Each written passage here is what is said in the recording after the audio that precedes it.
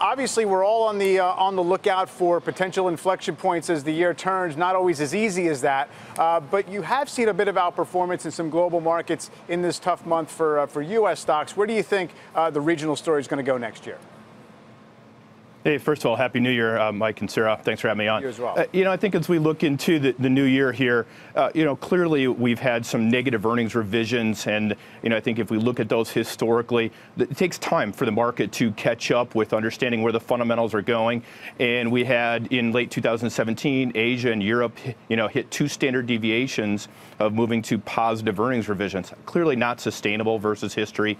Those rolled over at 18. We're probably still first quarter, second quarter before we'll get to the bottom fundamentally of some of those earnings revisions for the market to catch up with reality. There's certainly some vacuums yet of pre-ordering on the China trade war. There were some companies pre-ordered ahead of time. We think those will still be weak in the first half and finish playing those through. The good news is we're getting closer. And obviously in the U.S., from a regional perspective, as we had our struggles in our positive earnings revisions ended earlier this year, and now we're starting to see the negative earnings revision cycle start to begin here as well.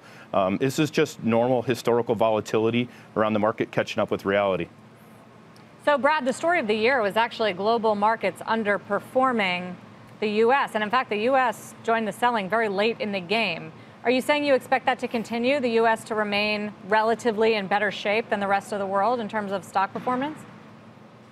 Yeah, I think as we look at, first quarter, we're still going to have, the 2019 outlooks. Companies will have to go through some resets on those as we look into 19 yet, but we're getting closer to that. But fundamentally, if you look at some of the dynamics of the companies in the U.S. and some of the demographics in the U.S., they're still stronger than they are in the rest of the world.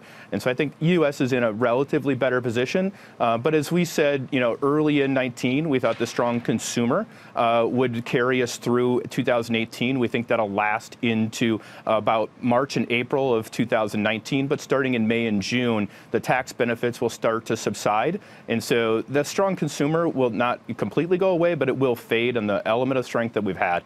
And so we think that that's just going to be moving us more into a choppy market rather than the straight down market that we've had here in December. What are you assuming here in terms of any kind of policy responses to this environment that we're in right now, whether it's central banks or fiscal? Is it just going to be kind of status quo for a while?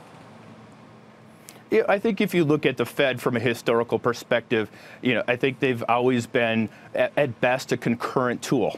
They're not going to be great at predicting the next recession or the next economic slowdown.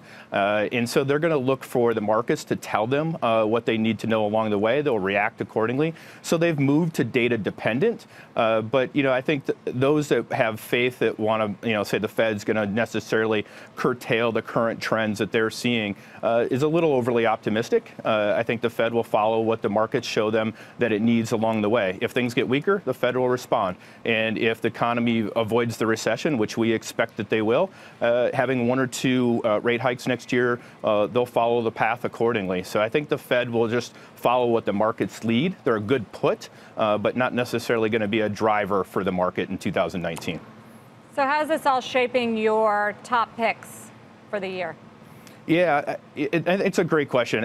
Look, I think the story for 19 is the market will be choppy based upon headlines. So I think investors need to really focus on fundamental stories and focus on individual stock picks where we can find real growth at real value. And I think if you look at the month of December and the last quarter here, we had some stocks that were really punished with the market that still have some great outlooks. In the fintech space in particular, we see some real great mega trends. We've had, PayPal over the last couple of years prove to be that it's a winner in capturing the e-commerce mobile wallet movement. I think you're going to see a real acceleration that we had here in the fourth quarter for e-commerce spending. They're participating in that and winning in that. I think if you look at other mega trends, what's next? I think that a lot of people, debating about Zillow. I know Cramer's been negative on it recently. We downgraded it last April for a lot of the reasons he's commented about some of the struggles they've had. But there's a new real disruption coming in real estate. They are getting on the seller side of home sellers, and rather than just on the buyer side that they've done historically.